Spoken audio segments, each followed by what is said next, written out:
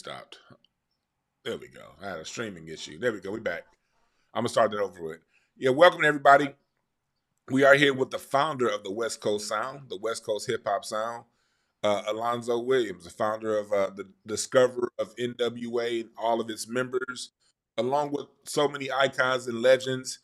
And he has his own story. And the West Coast, we have our own story when it comes to this thing we call hip hop and West Coast music and black music in general. And right here, we have one of the key architects of that sound, of that groove, of that feeling. Mr. Alonzo, how you doing today, brother? I'm doing fantastic. How about yourself? I'm doing good, man. I'm doing good. Again, thank you, man, for joining us. This is really appreciated because, like I said, we have to understand as a people our history and the true founders and the people who make things happen. Because when you get these movies, when you get these other stories, they like to cut people like you out and act as if it's insignificant when people like you are the engine behind this big old thing that we see going on right now that we know is hip hop, that we know is Black American music. So again, I want to thank you for joining us and getting it going. I want to start off. So Alonzo, how did we get here? How did we start? When it came to you, we know that you started the early hip hop parties. Can you take us back to the years? I think 1977, 1978, around that time, as you're putting together this thing that will eventually grow into hip hop. Can you talk to us about those late 70s? You know, it's funny, man. We was talking about this the other day, me and Kelvin Anderson from VIP Long Beach, and we were just debating the origins of West Coast hip hop. You know, they just celebrated the 50th anniversary of hip hop year before last in 2024. But we both agreed that West Coast hip hop had a different birth date. We're about 3 or 4 years later, 77, 78. I say 77 only because the three main people that were in the dance promotion era of the 70s. Before I go there, let me say this. Back in the 70s, 75, 76, 77, the big phenomenon for young Black folks in America was throw dances. That's how we made our money. The schools did it. Then we take it off the campus, do after parties, and promote the noon dances, promote the after proms, a lot of stuff the schools wouldn't do. So promoters started doing it, and we are from that generation. But we took it even further in 77, making it a full-time business for some of us. And we also evolved into the DJs and the promoters that brought in the hip-hop era. And I'm one of the, me and Unknown DJ are two of the three surviving OG members. Everybody else did something else, whether in the real estate or insurance or whatever the case may be. But Unknown and myself and Roger Clayton from Uncle Jam's Army were the ones that came into the dance promotion last, but stayed into the hip hop, into the transition in the hip hop. And we still are doing it. Roger passed in 2010, but me and Unknown are still doing our thing today. So that is why we say in 1977, when Roger and I got together and did Alpine Village, which is over in Torrance, that was our 1520 Sedgwick. Mm-hmm. That was doing our thing as guys who were the pivotal pillars of West Coast hip hop. I can't take it by myself. Now, my boys are bigger, don't get me wrong. I got the biggest and the best came out of my team, but we all started off with different missions, and this is how we got to where we are today. Yeah, Alpine Village, that's right off the 110 at that Torrance exit with the snow on the top. Yes, sir. Yeah. We all started right there in 77. Me and Roger worked at a record distributor together, and a place called Record Shack. And we both worked in the sales room. And one day he had the idea to do the Alpine Village. Well, he was the promoter. I'm the DJ. I'm already DJing. In fact, half the time I'm supposed to be on the phone selling records, I'm booking parties. As long as they saw you on the phone, this was before they had them phone monitoring systems. So as long as they saw you on the phone, They didn't really trip. I'm booking parties. I'm trying to make phone calls, do what I could do. I still a few records in the meantime, but that was where our initial movement for West Coast hip hop. And even then, we was playing funk music. Even then, we was playing disco sometimes. We talking about 77, man. In 1977, we were still in the throes of disco in a lot of eras, dude. People forget all about it. People act like disco didn't exist because you don't know nothing about it. Most youngsters don't know nothing about disco. It's called EDM right now. Yeah. It's called EDM. Or house. Okay? Or house. Disco is the granddaddy to EDM and house. So if you were there, but most people weren't there, so they don't know. So they don't understand the origin and the transitions that led up to where we are today. Yeah, and then even with the word disco, a lot of people don't understand that disco was the term for party music. Yeah. That's what it was. It was party music. It stood for discotheque, but I don't know what the tech came in at, but discotheque. It was like it was the first early age of not I'm gonna say computer music, but it just was the era of instrumentation on another level. I think they were starting to blend some computer stuff in there. But because of the technology that was involved in disco, the lighting, the big sound systems, this is something that never happened before. This was a whole nother genre where the DJ became the focal person of the dance floor as opposed to the band. Because before 77, most DJs played between bands. Yes, it was bands everywhere in LA. It was 100 bands in LA, and all the clubs had a band, and most of them had DJs, but the DJs only played in between the band's breaks. Mm-hmm. And disco put the focus on the DJ, and the DJs played all night long. So now you got DJs, you got lighting, the disco lighting with the flashing lights and the mirror balls and everything. It was more of a technical situation because now you got one person, or maybe two sometime, that's running the whole show. Because back then, a DJ can plug your system into your mixer, and your lights would flash and flicker based on the sound of the music, the beat to the music.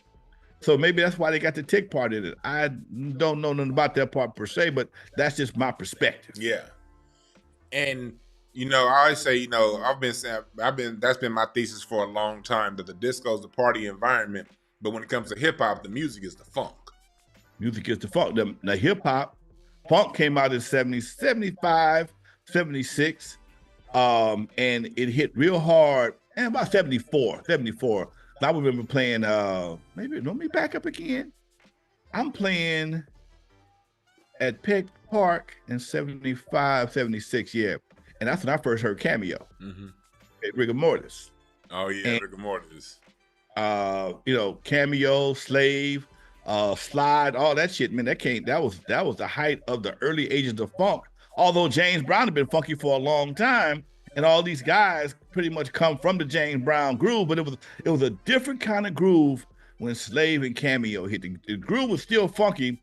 It just got a little bit more vocal, got a little bit more, had more backgrounds. It wasn't just one person in a groove. James Brown was like one man in the groove in the horns. Well, with Slave and Cameo, you got all that, and then that was the basis for hip hop in the very beginning. Yeah. Everybody was there for all them old ass James Brown, Slave, Parliament Funkadelic records to get what you got the first stages of hip hop. Yeah. Question, because they always, I want to clarify this. I had an issue. Chuck D had an issue with something I said when I said this.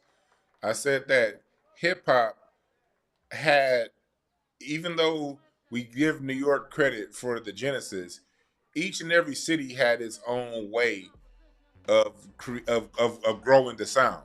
So when we're talking about early 70s, at that point, had you ever heard of Kool Herc at that time? No. Kool Herc ain't ever heard of me. Shit. Yeah. So you hadn't heard of Kool Herc. And as far as New York influence as to what you guys were doing here in the late 70s, was there any direct New York influence? And if so, what was it? Nah, man. Late 70s, we playing Chic. We playing Parliament Funkadelic. We didn't see a real I think like 78 when Curtis Blow dropped Christmas Rapping, man. That was our first. That was one of my first introductions to East Coast rapping, and even that, because it was a Christmas song, it was considered a phenomenon. It was considered something that was seasonal, that wasn't going to be around forever. You know. Then shortly after that, here comes Rappers Delight, and that changed everything. That not only was that was a pivotal song, but it was a motivational song for everybody. In fact, Wreckin Cru, guys that you don't know, my first crew, and that's the part people. It drained them as like my second crew. We went in the studio and did a similar type of song to Rock Skate Roll Bounce. Oh yeah, skate. Yeah, we called it the EAD rap. We never released it. We recorded it, but we never released it. And like I said, at that time, my record knowledge was very minimum, and because of the word federal on the bottom of records. And I had been warned, you're gonna get sued. And I'm thinking sued would get you back then, would get you thrown in jail. Okay. So I'm 22. I don't know nothing about the law. So I never released the record. I still got the recording. In fact, now that I'm talking to you, I'm gonna take it to my guy and let them bake it and see if they can transfer it to a thumb drive. Because that's the first West Coast record. It never came out, but that was one of the first West Coast records that was recorded on back in the day. Okay. So we in the late 70s, you know, we establishing hip hop on the west side, on the West Coast, and we're seeing that although you know, so you're saying basically when Rappers Delight and those songs on the radio came out, that was your first time really touching whatever influence New York had once it hit the radio. Would that be fair? Exactly. Yeah. Well, understand this.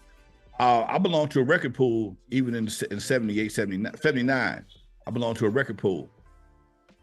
And that's when we started getting different records in. None of them really hit though. But like I said, Rappers Delight hit. Something else hit out of New York. Super Rhymes hit for us too. And but again, at Eve After Dark, we going between Needy and Rappers Delight. Playing a lot. We even play KC and the Sunshine Band. you got to understand, dude. The music of that time there was no color lines in regards to what you would play or who you would play. Nobody really tripped on the fact KC and the Sunshine Band was white. They give a damn. They were some bad boys. Yeah. Okay? You know, they didn't care that the Bee Gees was white. They had some shit. Okay. Yes, you had to, if you was a DJ, you had to rock Saturday Night Fever. It must be the Night Fever. You had to play that shit. Yeah. And brothers, and this the era, man. This the whole disco era. And I got to say this because this was my era of beginning. The whole disco era has been totally overlooked by movie makers and everything, because it was outside of Saturday Night Fever. I can't recall another movie from that era, but that was a very pivotal era, man. That was a very pivotal era, and it was so powerful. They had to make a concentrated effort to destroy it because disco had taken over radio, had taken over everything. Okay, disco was like a fungus, a cancer that was eating up everything, and they couldn't, because they created it and it got away from them. I forgot this dude's name. He went to his baseball game and just blew up a bunch of the Chicago White Sox game, 1979. Right. Blew up a bunch of disco records and coined the phrase "disco sucks," and disco died. And go ahead. It's crazy you say that disco died, because when you started off by where we are right now, they killed disco on the surface level because of how powerful it was, but it recreated itself through house, EDM, and that kind of stuff. It was still well loved, man. You see, disco died, and this is my third time having this conversation in the past 10 days. Disco died for two reasons. One, the most influential reason, I think the most powerful reason, disco got connected to the gay lifestyle. Because a lot of your clubs back in New York were gay clubs that played a lot of disco. And disco, that was one of them times when gay people could have a good time and be flamboyant, the whole 9 yards. And then the drug scene, okay, cocaine and disco was hand in hand. Mm-hmm. Cocaine and disco was hand in hand. Mm-hmm. So, I mean, not powder cocaine. I mean, not crack cocaine. Yeah, powder cocaine. That was the champagne drug. That was the whole thing. That was the whole movement behind Studio 54. Mm-hmm. So, and then you got one sub element that kind of really kicked it in the nuts, and that's when you got because you got to be able to dance a little bit to be doing disco. Disco ain't like rock and roll. You can just bop around. No. You got to come with some movement. And to see your white woman out there getting slung around by these black studs and these tight ass pants, you on the sidelines trying to be cool doing this bullshit right here. Nah, brothers gonna take it to the next level. Yeah. Then the white man like, hey man, disco sucks. Fuck this. Okay. We need rock and roll. Okay. And then they tried to say the same thing about hip hop. But hip hop and disco had two different origins. Mm-hmm. And that's what made hip hop survive and disco not survive. Disco was kind of manufactured. Mm-hmm. It was a music thing. Producers from all over the world would make this music, and sometimes they would hire musicians or singers to play in front of it. That Milli Vanilli shit, that shit been going on in disco forever. Yeah. That wasn't no new. That they just got caught. Yeah. They just got caught. But in disco, that was almost a standard. You'd hire a background singer who can sing and put a track on top of her, and a lot of the people you never saw. You never went to a disco concert. Martha Wash and all them. Yeah, they be blowing like a summer on all these damn disco songs, and you never saw them in concert. Mm-hmm. Then they tried when hip hop came around, because when I started knocking on doors trying to get record deals, they told me in my face dozens of times, it's got about a 2-year lifespan. It's gonna be dead. It's gonna be dead. It's gonna be dead. Just like disco. Be dead. Just like disco.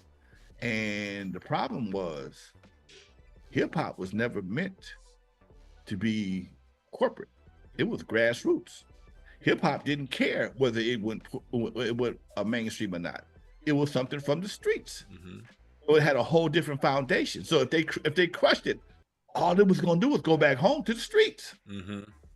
When you crush disco, and all the money came out of disco because it was already inflated anyway, or it was already manufactured anyway, and people stopped putting money into it, because disco production was a lot different than hip hop production. Mm-hmm.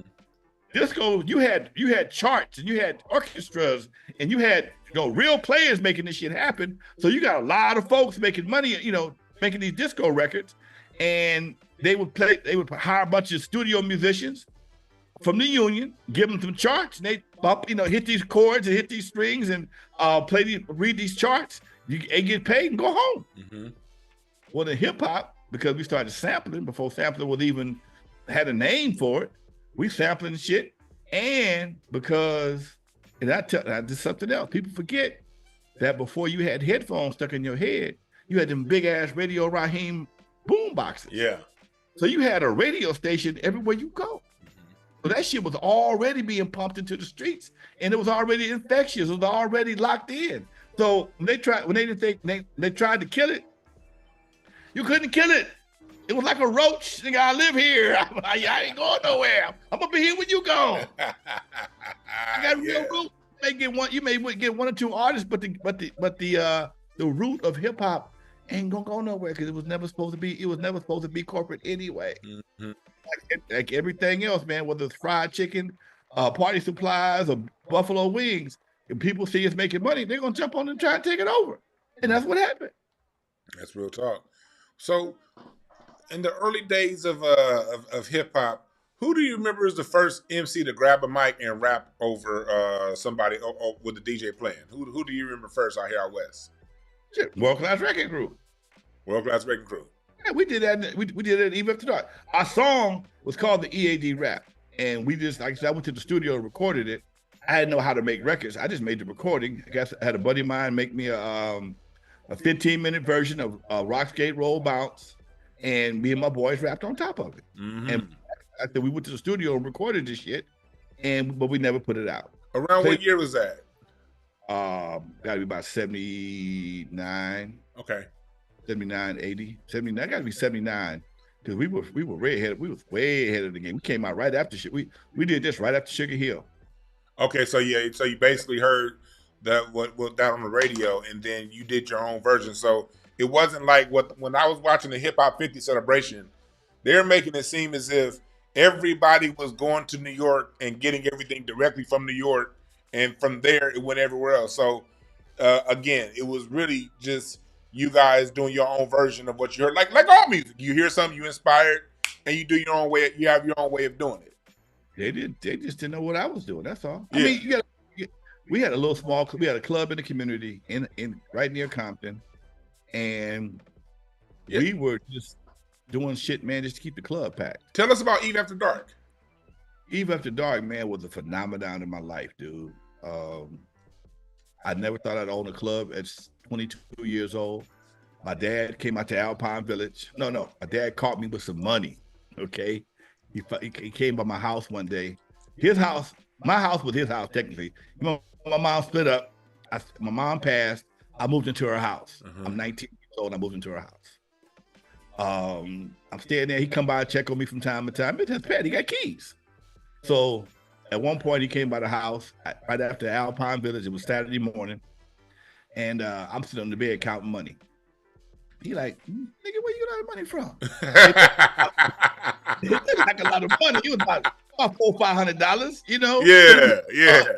Five, okay? So it looked like I just did some major shit. And my old man always had a disdain for drug dealers. And he thought, because everybody in my neighborhood sold drugs. Everybody did. And I never did. And all of them tell you, I never did. That was a hustle because I had a different hustle. But he thought I'd start selling drugs. He told me I would beat your ass and turn you in myself, okay, if I catch you selling drugs. Nah, man, I ain't selling no drugs. I'm over at Alpine Village. And he knew where Alpine Village was. We passed by it every week going to cut lawns in Torrance. So he came by my next event and saw that we had a great night kicking ass. He got excited. Hey, man, damn, you got something going on good here. And he asked me about the numbers. I told him we paying how much for one night? Mm-hmm. In Alpine Village with like 2 months, might have been 3 months rent of his house. Okay. My old man's his house note, $185. Okay. Yeah. $185 a month. Okay. And I'm paying $600-700 for one night. Niggas, you know, he just like, he don't understand it. So yeah, there you go. Yeah, you see it.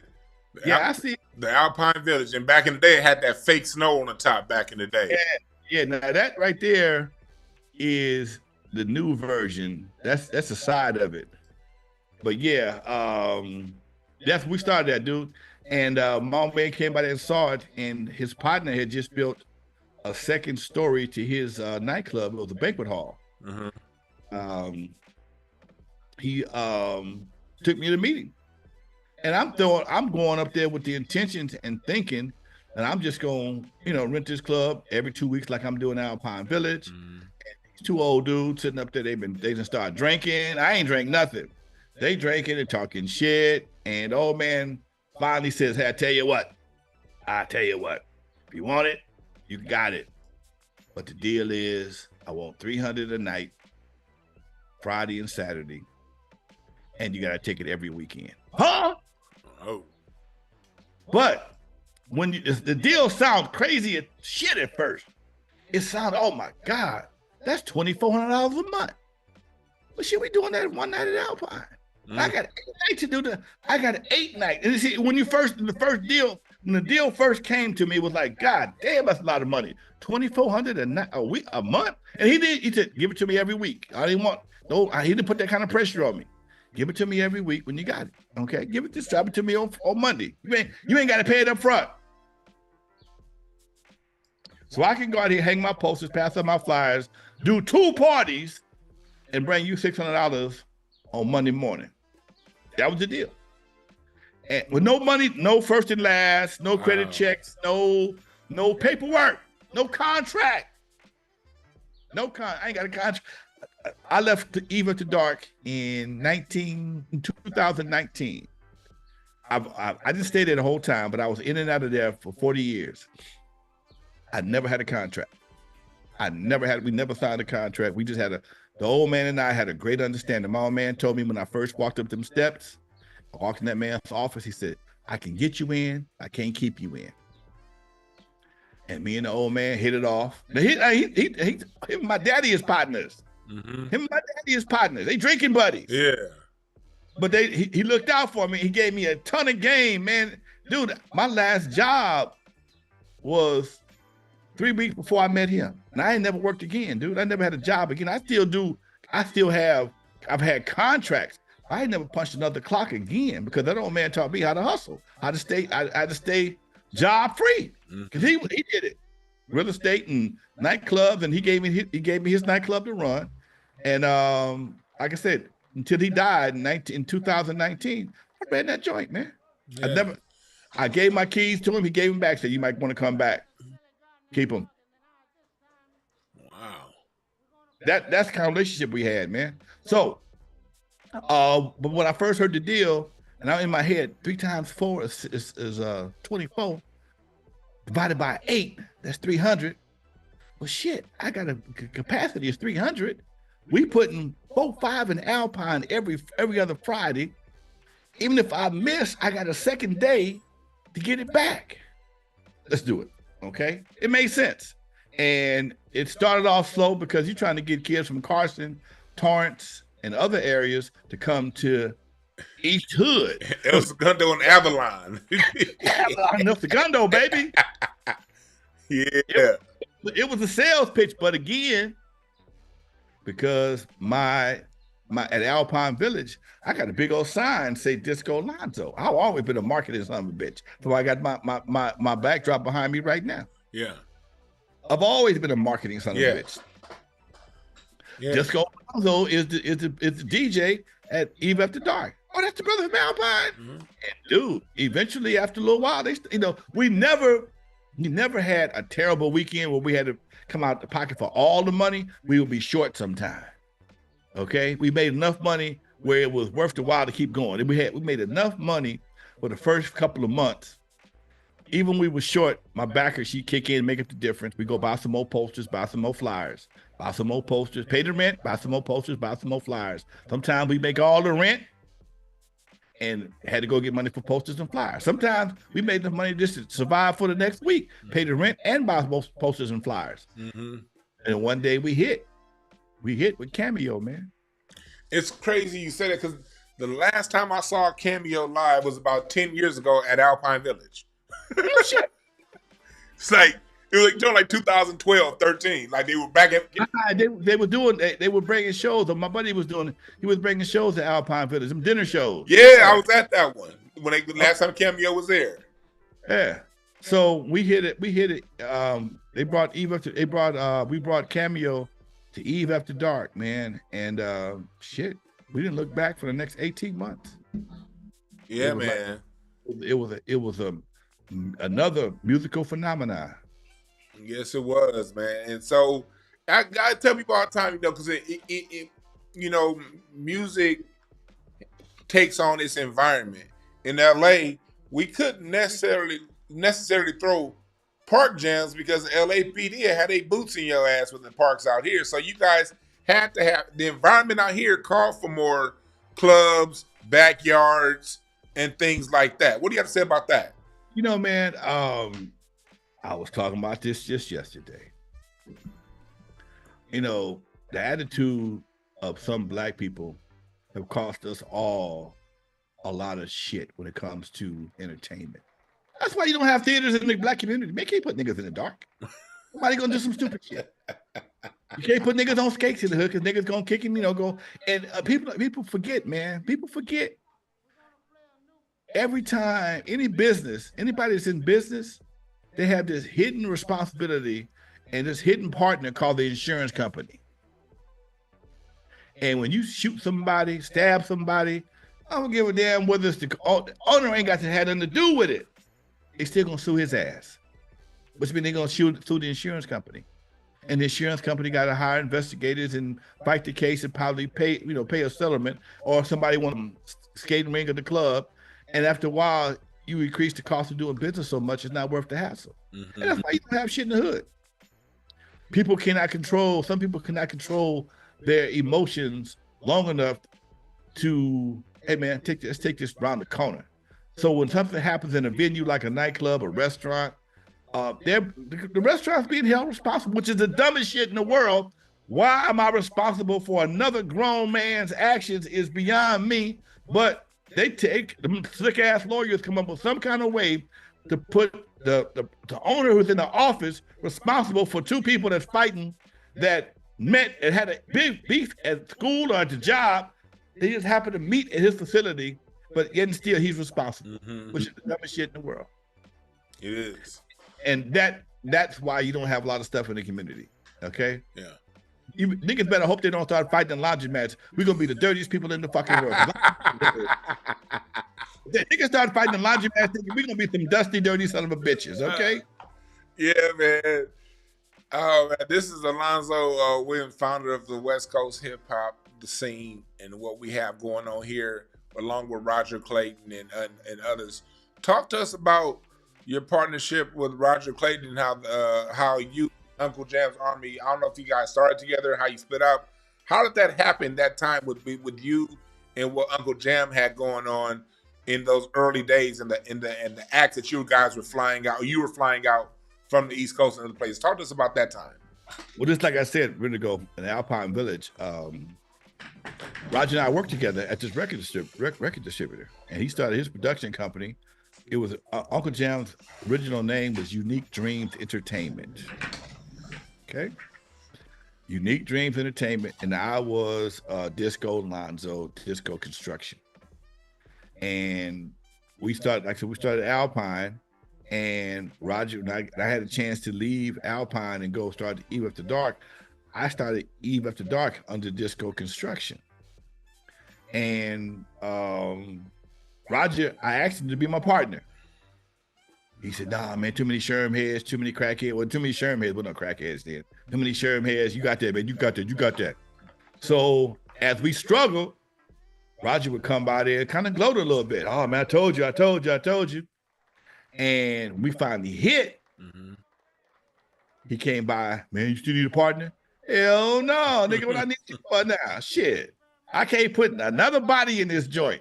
I mean, literally, we could, with the capacity of Eve is legally 299, and we already at 500. Yeah. We already at 500.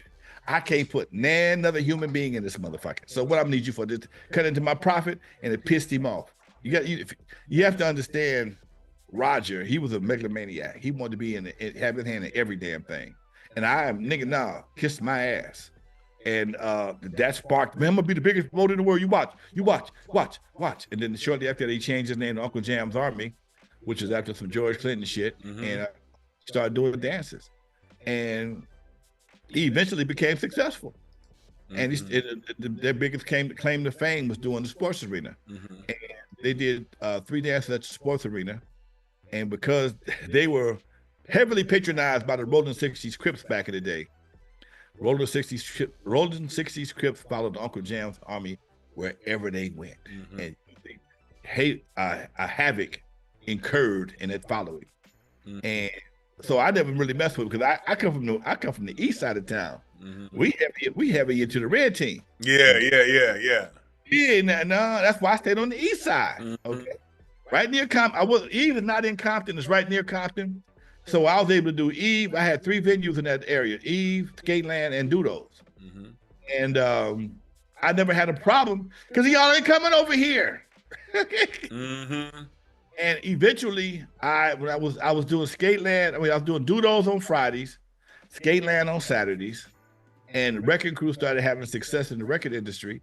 So we started traveling, started touring, and Roger tried to slide into Skateland, and he did for a few events, and it was okay for a while till the Rolling 60s came over there one time too many, and them Crips and Bloods, no, we're not doing this. Y'all ain't doing it like this, and everything got kind of messed up from that point on. But that's how we started off. We started off with being friends, and we had a love-hate relationship. Again, we were cool most of the time, but we were rivalries, and the shit that we did to each other to forge this West Coast hip hop thing is stories of folklore. Okay, I'm folklore, but but again, man, we never fought. Although I left my house a couple of times and intended to whoop his ass because he do some low down shit, and I never put hands on him, and we was always competing, man, because not only do we compete for clientele for our various events, we competed in record sales because he had his label, Uncle Jam's Army, or UJA, whatever it was. I had Crew Cut Records. The DJs competed. I had DJ Yella at first. He had Egyptian Lover. Then Dre came join my team, and I always wanted to put Dre Yella against Egypt because I know they would melt his ass on the turntables. It never would take my challenge. It was a lot of envy because I had a stable club. I was the only guy from all the promoters that had his own venue every week. I was an envy of all promoters. So even if they did other dances, I do the after party. Right. Yeah, y'all go ahead. If they kick y'all out the hotel at 12 o'clock, I'm open till 4. Come on by. Bring your ticket stub. I'll give you a discount. Oh, they hated my ass for that shit, but fuck them. We talking about some real business going on. We talking this early 80s right now. We talking, right? Yeah. And 81, 88, from 80 to about 84. I wasn't hated, but I was like, this motherfucker right here. Yeah. I know how to win. Okay, I know how to win, dude. Give me the perimeters, okay? And y'all go to the sports arena, go to the Queen Mary. And then I had to. Oh, I'm sorry. And then I started doing my own outside parties and giving my own after parties. That's what I really got hated on. I could have dealt with the Queen Mary in Long Beach. I had the Queen Salon in Long Beach at the Queen Mary, packed it out for one holiday, and they said we can't give you that room. We got to give you the tip of the boat, which is even more beautiful, man. Because we on the tip of the Queen Mary, outside on a wooden deck, and the DJ is pumping. You got the Long Beach skyline in the background, and I'm charging $10 for the first time. I had 1,100 niggas show up, dude. Oh my God. I had 1,100 black folks show up. They had a good time, and I left there, stashed my money, and went to the eve after dark and charged them again. So yes, I became envied. Okay, yeah. I became envied, and I got the hottest crew in the city too. Come on, man. And so he has Egypt. You got Dre and Yella. They were they the ones DJing your parties, Dre and Yella? Yeah. At some point, I became an executive DJ.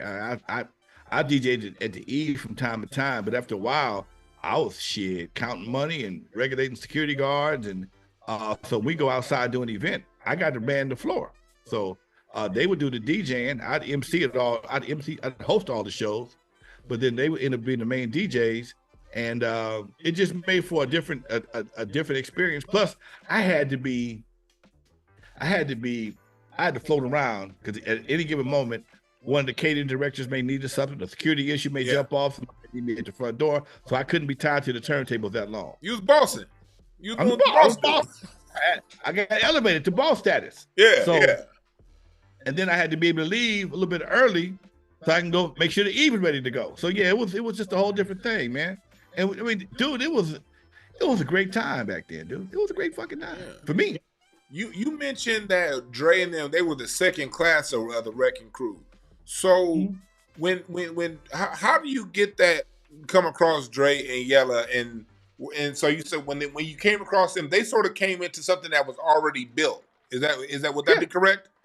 They all came to me as clients, as people, as patrons, put it that way. Okay.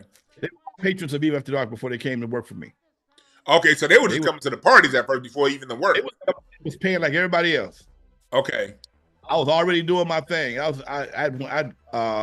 had a couple of crews before them, and life started life, and then people started moving on. And then they came in, and by that time they came in, I started thinking about bringing in acts and more stuff. because my first crew was there. We just having a good time. We didn't have nothing. It was just making money, dude, having a good time. And then, like anything else, just started slowing down. So I had to come up with different ways to get shit to jump off. And I started bringing in acts, and that's why I started bringing in a different clientele also. And that developed into Dre and Yella showing up one day. And when Run DMC played for me, they broke my microphone and played for Uncle Jam's Army the next night. I'm like, fuck them. I started my own goddamn group. I heard you say that on Dr. Green Thumb show. That was very interesting right there. So you were flying Run DMC and those guys out. We're talking early 80s, right? So you're bringing these Curtis Blow and you're the one bringing these guys out here. Bringing all these guys out here. And then Run DMC basically breaks your mic. And out of that necessity, out of that fucker in your system, you say, damn them, let me do my own thing. Is that how? I'm 24 years old. I got money. I got a nightclub. I got an attitude. Okay, I'm sorry. I got an attitude. Look, man, people, I got to say this shit, man, because as I'm 67 years old right now, and I can laugh and joke about this shit. But some nights at the eve, niggas got tested, and I had to go out there and take the test one way or another, okay? Mm-hmm. And then nigga, they know gangsters. Nigga, I did more gangster shit than the average nigga that talk about it. I just don't talk about it. That's not my calling card. Mm-hmm. But you can't survive on Avalon. I was just about to say that. You can't survive on Avalon Segundo unless you done put some work in some way, form, or fashion. Yeah. I ain't paid no taxes. I ain't got checked. I ain't checking in. I ain't do all that shit. I survived on my own, but it was a different game back then. Okay. And a lot of times we had to go out there and represent. No, nigga, y'all can't punk us, okay? And the brothers who stood behind me or stood with me at that time are not the ones that made the records. Yeah, it's not the ones that made the records. It's it's the unseen ones. They watched us stand. A lot of times they was watching us stand up. Mm-hmm. Okay. Yeah. They on the second string. If y'all whoop our asses, y'all got to get to these niggas, right? Oh, if we win, it's like playing baseball. We up so high, y'all can jump in and get a little time on the field, okay? Y'all ain't first string. Yeah. Y'all not first. Y'all ain't the kind I'm caught. Hey man, when something jump off, I had a few cats. Hey man, we got to go. Come on, follow me outside. Let's go outside. What was that, man? Don't worry about it. All right, let's go. Mm-hmm. Okay. And nobody that ever made a record was on that squad. Yeah, and I'm glad you drew that very clear distinction. The gangsters and the musicians are two different classes of people. Nigga, I don't need a DJ. It's about to go down, nigga. I do not need a DJ to put the soundtrack to this ass whooping. We about to either give or receive, okay? Yeah. I'm glad you said that. So how does the NWA crew get together? How does that happen? Can you walk us through that? How that all from Wreckin Cru, second class of Wreckin Cru to NWA? How does that happen?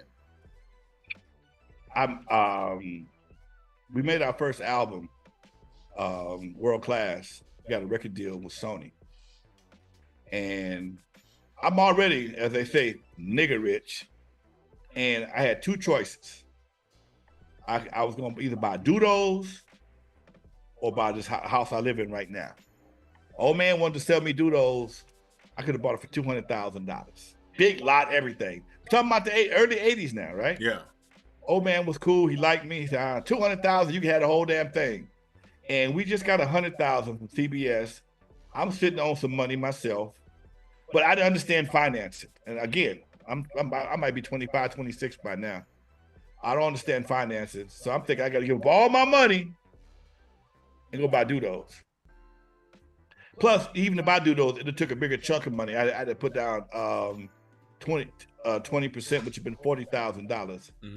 And even though we got $100,000 from CBS, it wasn't all mine. So I couldn't spend their money on something I was going to own. And I chose to buy a house that was owned by a former blues singer, a guy by the name of Johnny Otis. Oh, I know about Johnny Otis, yeah. Johnny Otis, had a bunch of hits in the 50s and 60s, and he got rich. He hit a lick in the 80s with Back to the Future with Michael J. Fox.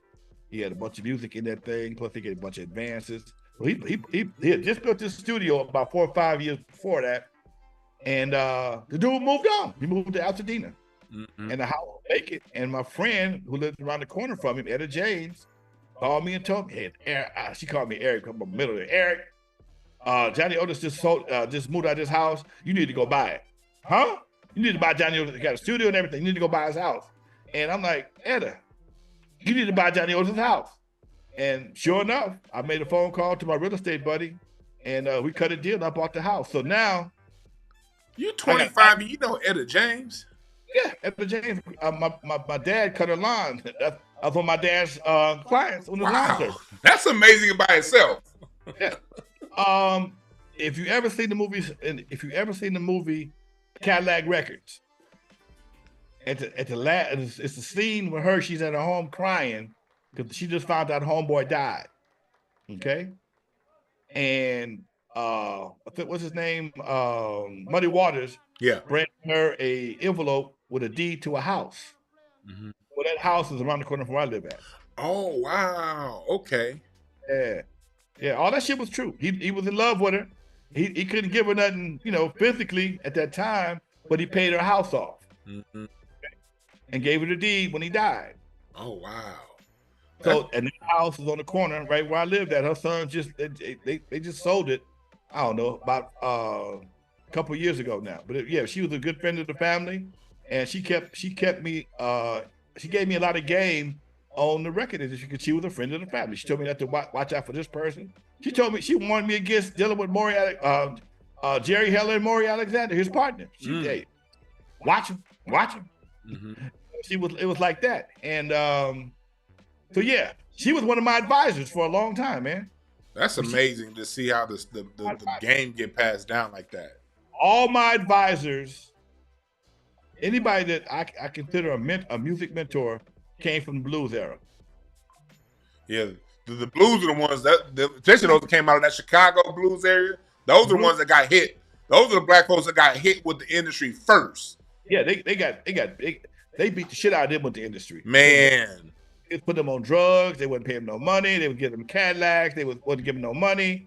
All kind of shit. And she, and a lot of these guys didn't get record deals right away, or they did get record deals and got dropped, so they had to go form their own labels. Like my partner Swamp Dog, my first manager, he had a record deal for a while, then he got dropped. But you know how to make records.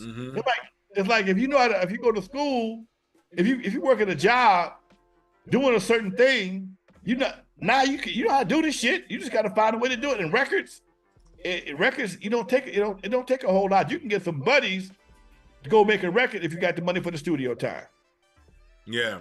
Okay, and that's why I learned a lot of my recording skills. Hey man, you don't go to the studio rehearsing. You rehearse that shit perfect at your house, in your garage, whatever the case may be. Then you go to the studio and drop that shit. Because back in the day, you didn't have an unlimited track. Nigga, you had 8 tracks. What, nigga? Everybody playing at the same time. Yep. The vocals, the drummer, the bass player, everybody singing at the same time. Okay. And it wasn't until later on you got 16 and then 24 tracks, and now you got unlimited digital tracks. Yeah. It was a whole different mindset. Back then it was tape. Tape. And that was the era going back to Dre and NWA. Let's talk to us about how that happened. Well, now because I got the studio at my pad, everybody's coming to my house. Everybody. Coolio over here, Lil Warren G, Easy just hanging out. Randall's over here, Yella over here, D Barnes from Pump It Up, a partner Rose, DJ Pooh, a young Ice Cube, Jinx, KD, everybody's coming through here, man. Young DJ Quick, Compton. And these guys, my house became like the Mecca. It was the Motown house of that hip hop era. I'm Barry Gordy, and I'm slinging records most of the time. I got a roommate, Rose is my roommate. She's kind of running the house when I'm not here because I'm running the streets selling records all day. Meanwhile, Dre in the studio making beats all day. Okay, and that was I was kind of our format. So because I was an independent record label, but because my last job I sold records over the phone to record stores. So I knew all these people. I didn't have no UP. I couldn't afford UPS. So I would drop. I had a van. I'd go pick up my records from the record plant and take them all to the different record stores and go get my money. Me in the studio learning how to make beats. They wasn't good yet. They was all right. So my first record was some underground mixes called Z-Rocks. I was slinging the shit out of them damn things. We make them things all day long, and that was one of our hustles. We make so many Z-Rocks in a month, and sometimes I'd make so much money on Friday between Thursday and Friday, dropping them off at the record store. I didn't want to go to the club, and the club was making good money. Nigga, I want to do something. I don't want to be in the club. I got that made $4 or $5 grand on by Friday. I got some more. I can stay at the club. It was almost a hassle to be at the club. So we had a peak time in hip hop history. That's what I'm saying. People don't know all the shit I have done to pave the way. Most people don't know I own Z-Rock, Cut Up, Mix Tricks, House Party. I had about 4 or 5 underground labels because records was coming out so fast. I created my own competition with myself so that nobody else would compete with me. See, and you used you had access to things like One Stops and K-Day. How did that all work together? Having a radio station like K-Day, having these One Stop labels that were all up and down here through LA. How did that all work together? K-Day, I became a K-Day customer for EU After Dark. And my salesperson, Rochelle Lucas, never forget her, still my friend to this day. She told me about this new program director, this new DJ that was going to soon be the program director named Greg Mack. That was coming to town, and I should meet him. Okay, cool, whatever. So me and Greg had a meeting. I just shut the Eve down. Eve had just shut down. Oh man, Eve had got too big for Avalon El Segundo. The Eve had got too big. You couldn't do shit. You couldn't park around the club. You couldn't send no gas. You couldn't do shit. And the Eve was open. And the old man made me shut it down. And I just cut a deal with old man Dootsy, to come to do those on Friday nights. All I want now is Friday nights. I didn't want Friday and Saturday. I'll take Fridays. But it was a much bigger venue. And when I met with Greg, I was showing him some of my Z-Rocks that I had. He thought that was the greatest thing since sliced bread. He said, I want y'all to do a mix for me every day, 5 days a week, 15-minute mix, and we're going to play it on K-Day. We're going to call it a traffic jam. Now, I'm used to making records, but Greg, all he wanted was to do the mix and give it to him on tape. Cool. But in exchange for that, I need you to give us a plug before and after the traffic jam starts so we can promote our spot doodles, okay? And at 5 o'clock, the most anticipated recorded time of the day and the busiest traffic day time because everybody's on the freeway. Everybody trying to get home. Everybody got that radio on. Traffic Jam brought to you by the World Class Wreckin Cru, live every Friday at Dudo's, 135th and Central. Don't forget, this Traffic Jam is brought to you by the World Class Wreckin Cru. You can see them every Friday live at Dudo's Music Center on the corner at 135th and Central. That was all the advertising I ever used for Dudo's. And those Traffic Jams blew up, and then they blew up Dudo's.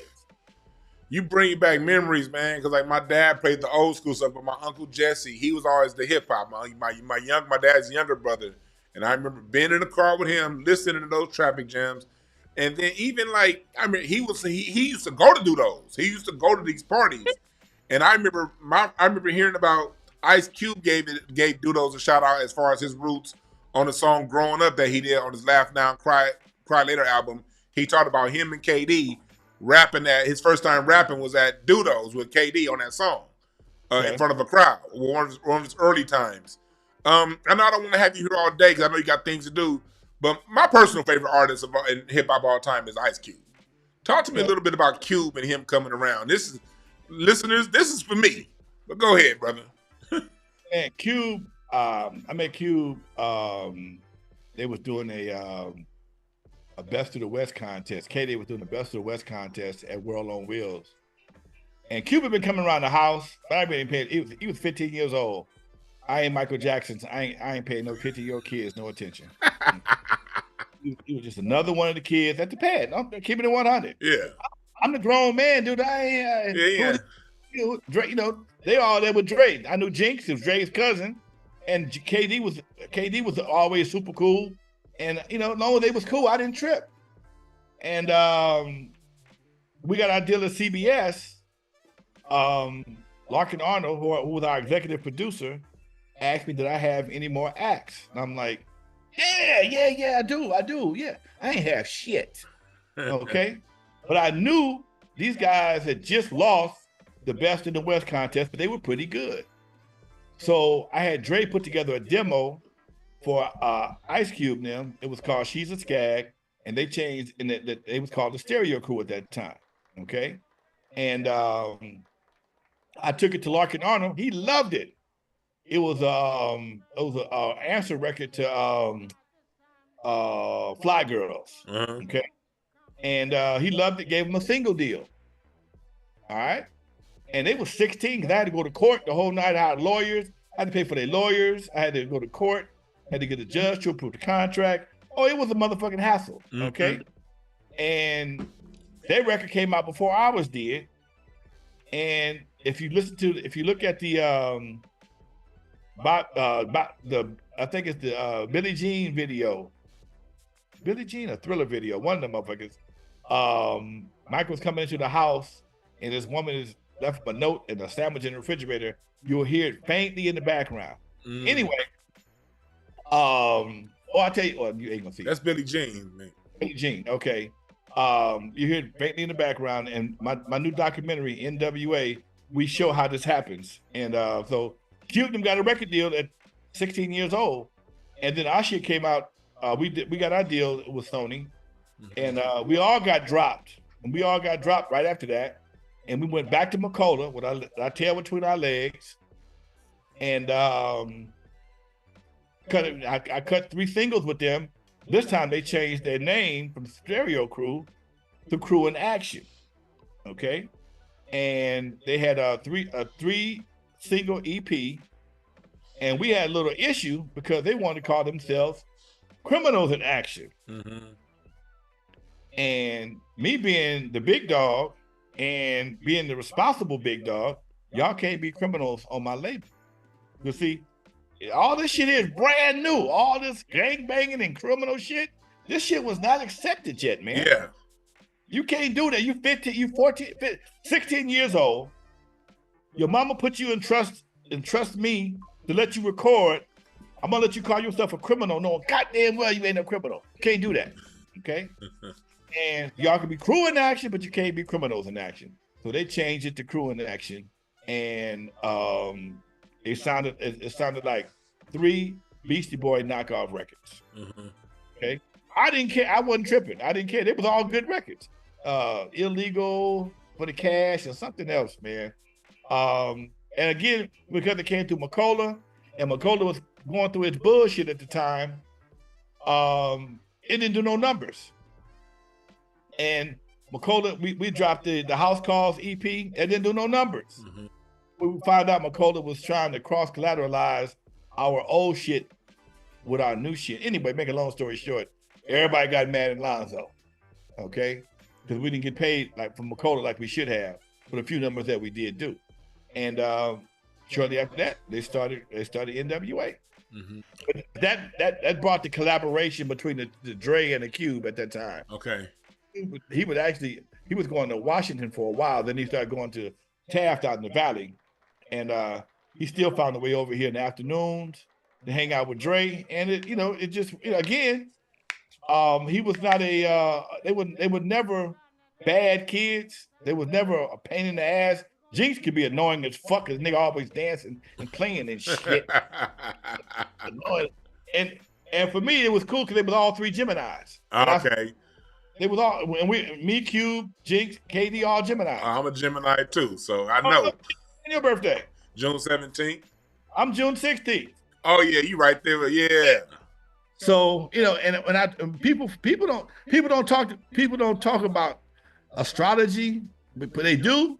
But when you look at some of the baddest, okay, that made records and do entertainment, you're looking at a goddamn Gemini. Oh, I get into that here. You got Kanye, you got Prince, you got Tupac, you got Cube. Yeah. You can go down the line because the Gemini, we can see multiple sides of things, and so when we write, right, you see, and that's what made Tupac for me, Biggie. That's what made Tupac for me one of my favorite artists, because Tupac was the only gangster rapper ever gave a fuck about women on his records. Mm-hmm. He was the only gangster rapper that ever showed females any love. Nobody else gonna give a fuck about him. And as much as I love Cube, I ain't never heard Cube make a, he talked about Kim doing it all night, but I ain't never gave nobody no dear mama, or no like that. Yeah. And he showed that softer side of him, and that's why women liked him the way he did. What they do. Yeah, that's what it is Gemini.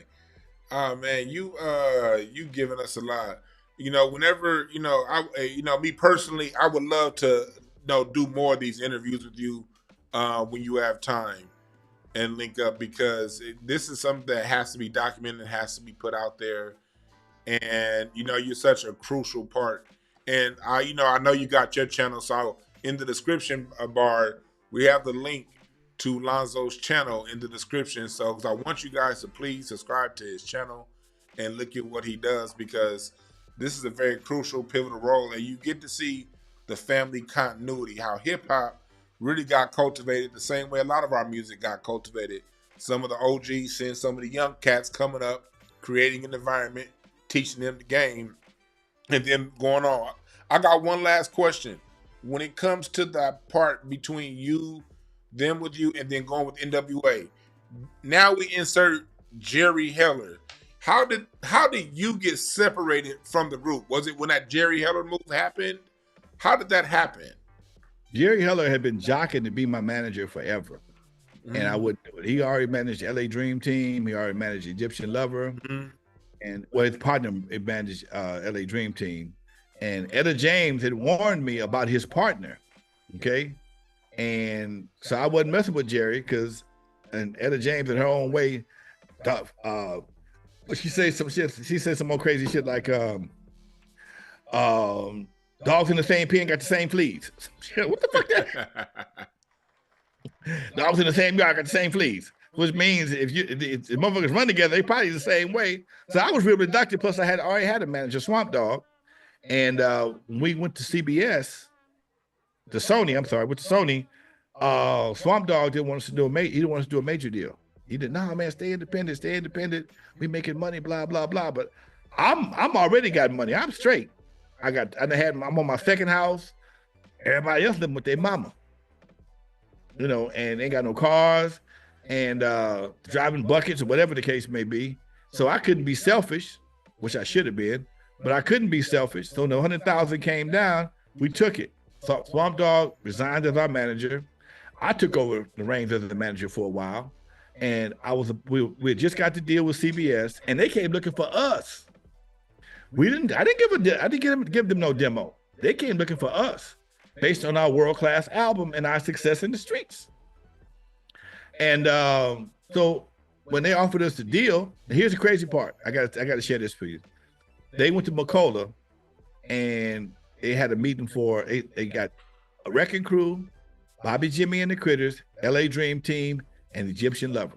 We all in the lobby at the same time in the Sony office, and we all had appointments a half hour apart. Okay, we got the record deal. Wreckin Cru got the deal, and so my lawyer, I had just hired a lawyer, Ken Clavens, and I says, "Hey man, do I need a manager?" He said, "For what?" I said, "Well, shit, man, we got a deal." And I said, "Well, all they gonna do, I'm gonna they're gonna send me a contract. I'm gonna review it. I'm gonna take out I'm gonna mark what I don't like. I'm gonna relay it to your manager. He's gonna relay it to you. You're gonna tell him what you want. He's gonna tell me. Cut out the middleman and you save yourself $20,000. Cool." So I cut the deal with my lawyer. and saved us $20,000. Jerry didn't like that. He didn't like that. This nigga too smart. This nigga, he ain't one of them blues singers. Okay? Yeah, right.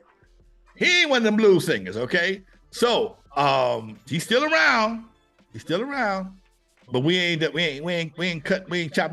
broke bread yet. So when I got our check back, I did a analysis of the funds, and come to find out we was about $6,000 short on our when they gave us our check. I couldn't figure out where it was. I didn't know enough about the game. So instead of me calling King Clavens, Jerry Heller, I ran into him some way, form, or fashion. He said, I'll look into it and see what I can do. So Jerry found the $6,000. It was at the union. They took out some money. We weren't union. We weren't on SAG-AFTRA yet, but they took out money anyway. And we had to go what they call Taft-Hartley to get our money, because we wasn't joining the union. We wasn't sure we were going to be there long enough to be a part of the union. Make a long story short, Jerry came back with we got 4 checks for $1,500 a piece. At that time, $1,500 was like $150,000. Yeah. Niggas was excited. Yeah. And all of a sudden, Jerry Heller could walk on water and feed the masses with a few fish. Okay?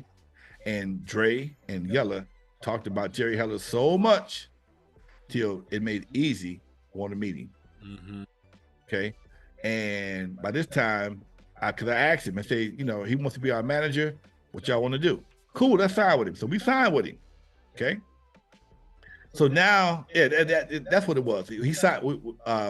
We signed with him after he got us our money. So now, Easy think this is, I want to meet him. I want to meet him. And Jerry's like, nah, I don't want to meet nobody else. I got my hands full. I got Egyptian Lover. I got you guys. I'm good. And Easy had ran up a studio bill in my studio when he went to jail, fucking with Dre. When Dre went to jail. And so now, Easy playing with my money. And because he's playing with my money, I'm getting a little frustrated. Because Easy kept money in his sock and in his pockets. The pocket was the flea money. The sock was the real money. The nigga looked like he was on house arrest, kept so much money in his goddamn socks. Okay? Big ass knot on his sock. Nigga, fuck your pockets, go to your socks. Nigga, give me some sock money. And every once in a while, he'd break me off, but still, he'd run up a bill. Anyway, make a long story short, which is almost too late. He wanted to meet with Jerry, and I pay you money, I'll you for the studio. No, man, you can't give me what you owe me and want me to do you a favor. So he offered me another $250 to hook him up with Jerry. And according to Jerry, he paid Alonzo $1,000 to meet me. Nah, not quite. He already owed me $200. He owed me $500, and he gave me another $250. So deal was for $750. And like I said before, it was already something already was there before you even got to you. Mm-hmm. Anyway, I made after a good little time of convincing Jerry to meet with Easy. He did. I'll do it for you. Okay, cool. Appreciate it. They met. And like I tell everybody, man, I ain't think much of the other connection. And even after that, Jerry's, man, I don't know, man. There's cussing on the record, and these guys from Compton. And how does a Jewish guy from the Valley represent a group from Compton called Niggas with Attitude? Very carefully.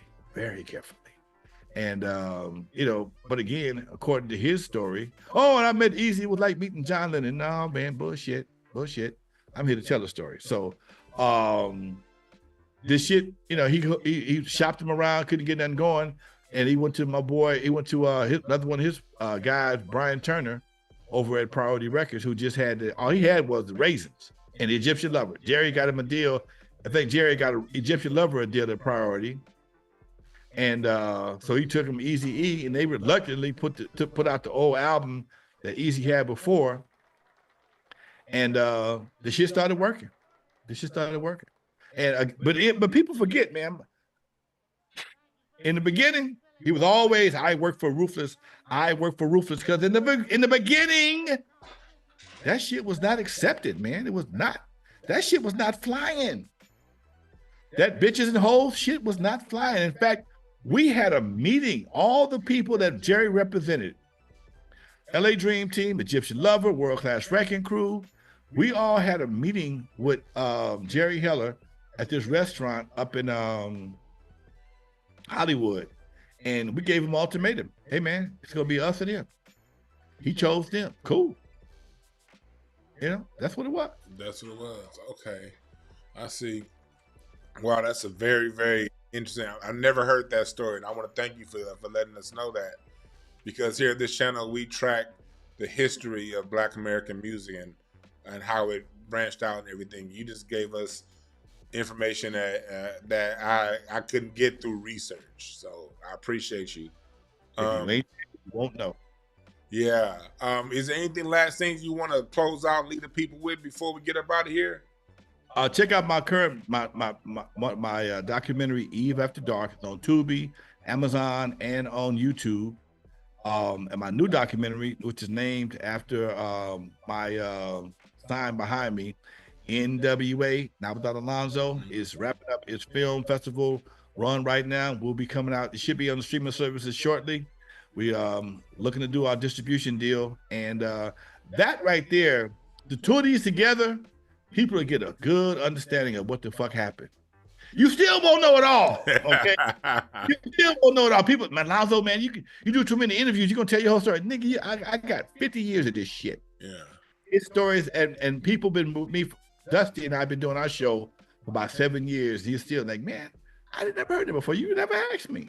Yeah. So I do this so I can, sometimes it's good for me so I can recall some shit that I forgot, because I've forgotten more shit than most people have lived. So yeah, and that my Tony story, I haven't told that in God knows how long, but it's in my book, but I hadn't told it because most people don't know how to know to act. So yeah. I love that channel that you have over here on YouTube. I've been a subscriber now for about 5 years, and so it's a lot of gold that you have over there. You know, you had a great interview with Dr. Green Thumb. Salute to Be Real, you know, for allowing you to put it out there. And go ahead. I got to shout out to Mellow Man Ace though. Mellow Man Ace, that's my dude from way back, man. Mellow Man Ace, Kid Frost, the Latin Connection, man. We go back, man, seriously.